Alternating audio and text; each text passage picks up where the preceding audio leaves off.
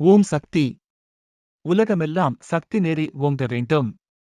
ஒவ்வொருவர் மனக்குறையும் நீங்க வேண்டும். 1990 நான் அடிக்கடி ஹரித்துவார், ரிஷிகேஷ் ஆகிய இடங்களுக்கு செல்லும் வாய்ப்பை பெற்றிருந்தேன். இமயமலை அடிவாரத்தில் இயற்கை அழகை ரசிப்பது எனக்கு பிடித்தமான ஒன்று. ஒருமுறை ஹரித்துவார் பல்கலைக்கழக பேராசிரியர் திரு. பட் அவர்கள் என்னையும் பேராசிரியர் திரு. ராமச்சந்திரன் அவர்களையும் ஹரித்துவார் வருமாறு அழைத்திருந்தார். நான் டெல்லி சென்று அங்கிருந்து டூன் எக்ஸ்பிரஸ் மூலம் ஹரித்துவார் சென்றோம். எங்களை ஹரித்துவாரிலுள்ள மெட்ராஸ் கபே உரிமையாளர் திரு. கிருஷ்ணமூர்த்தி ஐயர் அவர்கள் ஸ்டேஷனுக்கு வந்து அவரது இருப்பிடத்திற்கு அழைத்துச் சென்றார். நல்ல தென்னாட்டு உணவு கொடுத்து உபசரிக்கும் அன்பர் அவர். தனது பூஜை அறையில் அன்னை ஆதிபராசக்தியின் படமும் ஆன்மிக குரு அருள் திரு பங்காரு அடிகளார் அவர்கள் படமும் வைத்தது வழிபாடு செய்து வருபவர். நாங்கள் ரிஷிகேஷ் முதலிய இடங்களுக்கு செல்லும் பொழுது தனது மகனையும் எங்களின் உதவிக்கு அனுப்பி வைப்பார். நாங்கள் ஹரித்துவார் சென்றவுடன் திரு. பட் அவர்கள் எங்களை காலையில் 10 மணியளவில் பல்கலைக்கழக துணைவேந்தர் குலபதி சந்திக்க அழைத்துச் சென்றார். நானும் பேராசிரியர் திரு. இராமச்சந்திரனும் செவ்வாடை அணிந்திருந்தோம். துணைவேந்தரின் அறைக்கதவை திறந்து உள்ளே நுழைந்ததும் எங்கள் செவ்வாடையைக் கண்டு மதித்து தன் இருக்கையை விட்டு அவர் எழுந்து வந்து எங்களை இரு கைகூப்பி வரவேற்று அவரது இருக்கைக்குப் பக்கத்தில் அமரச் சொன்னார்.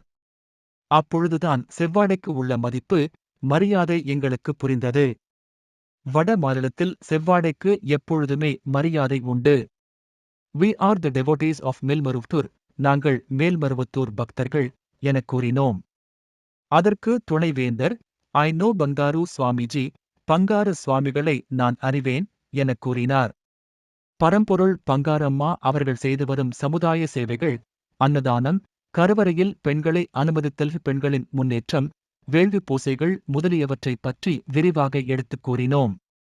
அவர் உடேன எழுந்து, வாருங்கள், வெளியே செல்வோம் எனக் கூறினார். பல்கலைக்கழக வளாகத்திற்கு வந்தவுடன் ஆங்காங்கே பல இடங்களில் யாக குண்டங்கள் கட்டப்பட்டிருந்ததைப் பார்த்தோம். அவற்றைச் சுட்டிக்காட்டி இந்த யாக குண்டங்களில் மாணவர்கள் யாகங்கள் செய்து வருகின்றனர். மேலும் நாள்தோறும் காலை 6:00 மணிக்கு யோகாபியாசங்கள் செய்வர் என கூறினார். நாங்கள் மகிழ்வடைந்தோம். அவரிடம் விடை பெற்றுக் கொண்டோம். மறுநாள் ஹரித்துவாரிலிருந்து ரிஷிகேஷ் சென்றோம். மாலை நேரம் மிகவும் ரம்மியமாக இருந்தது. நான், பேராசிரியர் திரு. இராமச்சந்திரன், பேராசிரியர் பட் ஆகிய மூவரும் இயற்கை அழகை ரசித்துக் கொண்டே மரங்கள் அடர்ந்த சாலை வழியாகச் சென்று கொண்டிருந்தோம். அப்பொழுது சாலை ஓரத்தில் சாது ஒருவர் ஒற்றைக் காலில் தவம் செய்து கொண்டிருந்தார். தலைமுடிக் கற்றைகள் கால் வரையில் நீண்டிருந்தன. அவரிடம் ஏதோ ஒரு ஈர்ப்பு சக்தி இருந்தது. உடேன பேராசிரியர் பட், இவர் ஒரு பெரிய மகான். பல வருடங்களாக இப்படி ஏகபாத ஆசனத்தில் தவம் செய்து கொண்டிருக்கிறார். காற்றின் மூலமாகவும் சூரிய ஒளியின் மூலமாகவும் தனது உணவையும் சக்தியையும் பெற்றுக்கொள்கிறார். யாரிடமும் பேசமாட்டார். எப்போதாவது சிலரிடம் ஏதாவது சொல்லுவார் எனக் கூறினார். நாங்கள் அவரை கடந்து செல்லும் நிலையில் இருந்தோம். அப்பொழுது அந்த சாது கண்விழித்து எங்களை பார்த்தார். ஓ, ரெட் ட்ரெஸ், கம் ஹியர் என்றார். நாங்கள் அவர் அருகில் சென்றோம். சுவாமிஜி, நமஸ்கார். We are coming from Tamil Nadu. We are the disciples of Bangaru Adigalar of Melmaruvtur என்றோம். Immediately, he materialized 3 rotors from space and asked us to eat. நாங்கள் ரொட்டியைச் சாப்பிட்டவுடன் அவர் தொடர்ந்தார். ஓ, men, red is the symbol of unity and universal brotherhood. I know Bangaru Maharaj and Melmaruvtur better than you. Listen my words. உடனே பேராசிரியர் இராமச்சந்திரன் தனதிடையில் சுவாமிகள் சொல்வதை சுருக்கெழுத்தில் எழுத ஆரம்பித்தார். Bangaru Maharaj is the savior of mankind. He is the man of compassion. He is the embodiment of Adisakti, Adiprasakti. I like his divine oracle. Melmaruvtur is the center of spiritual culture and social service.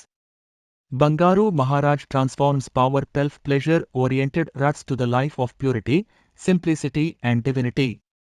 He dislikes untouchability, inapproachability and unshadowability. Service is the crown of his philosophy. He fights for the upliftment of oppressed and suppressed class of the society. He fights for the development of women. The yaganas which he performs can purify the mother nature and the entire universe. He can control the elements, Panchabhutas. He stresses self-realization through meditation. Service is the key to emancipation. Bangaru Maharaj is a Grashasta. But he is the lord of all sadhus, yogis, sannyasis, and Nava Nada Siddhas of Himalayan region.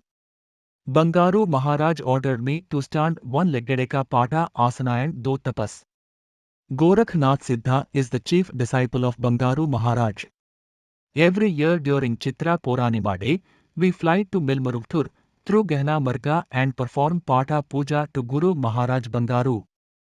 Likewise, every year during Durga Puja, Navaratri, festival, we to Milmaruttur and pour oil Aganda Deepa and worship. Our travel is invisible.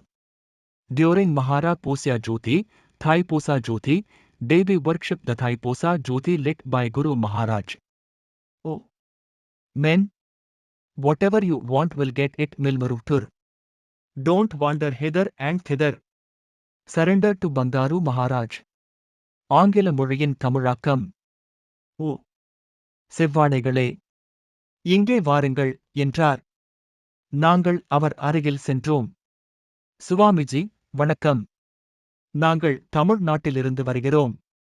நாங்கள் மேல்மருவத்தூர் பரம்பொருள் பங்காரு அம்மா அவர்களின் சீடர்கள், என்றோம். உடனே அவர் ஆகாயத்திலிருந்து 3 ரொட்டிகளை, சப்பாத்தி வரவழைத்து எங்களை சாப்பிடும்படி ஆணையிட்டார். நாங்கள் ரொட்டியைச் சாப்பிட்டவுடன் அவர் தொடர்ந்தார். ஓ! மனிதர்களே! சிவப்பு என்பது ஒற்றுமை மற்றும் பிரபஞ்ச சகோதரத்துவத்தின் அடையாளம். நான் பங்காரு மகாராஜை பற்றியும் மேல்மருவத்தூர் பற்றியும் உங்களை விட நன்றாக அறிவேன். என்னுடைய சொற்களைக் கேளுங்கள். உடனே பேராசிரியர் இராமச்சந்திரன் தனதிடையில் சுவாமிகள் சொல்வதை சுருக்கெழுத்தில் எழுத ஆரம்பித்தார். பங்காரு மகராஜ் மனித குலத்தை ரட்சிப்பவர். அவர் கருணை உடையவர். அவர் ஆதிசக்தி, அன்னை ஆதிபராசக்தியின் அம்சம். நான் அவருடைய தெய்வீக அருள்வாக்கை விரும்புகிறேன். மேல்மருவத்தூர் ஆன்மீக பண்பாடு மற்றும் சமுதாயத் தொண்டிற்கான மையம் ஆகும்.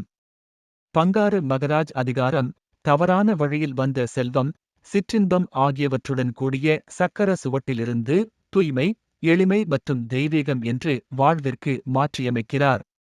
அவர் தீண்டாமை, நெருங்காமை, நிழல்படாமை ஆகியவற்றை விரும்புவதில்லை. தொண்டு என்பதே அவரது தத்துவத்தின் கிரீடம் ஆகும். அவர் சமுதாயத்தில் ஒடுக்கப்பட்ட மற்றும் நசுக்கப்பட்ட பிரிவினரின் மேம்பாட்டிற்காக பாடுபடுகின்றார். அவர் செய்து வரும் யாகங்கள் இயற்கை, அன்னை மற்றும் இப்பிரபஞ்சத்தை தூய்மைப்படுத்துகின்றன. அவரால் பஞ்சபூதங்களை கட்டுப்படுத்த முடியும். அவர் தியானத்தின் மூலம் தன்னையறிதலை வலியுறுத்துகிறார். தொண்டு என்பதே வீடு பெற்றிற்குரிய சாவியாகும். பங்காரு மகராஜ் ஓர் இல்லறத்தார். ஆனால் அவர் இமாசல பகுதியிலுள்ள சாதுக்கள், யோகிகள், சந்நியாசிகள் மற்றும் நவநாத சித்தர்களுக்கு தலைவராக உள்ளார். பங்காரு மகராஜ் என்னை ஒற்றை காலில், ஏகபாத ஆசனம், நின்று தவம் செய்ய சொன்னார்.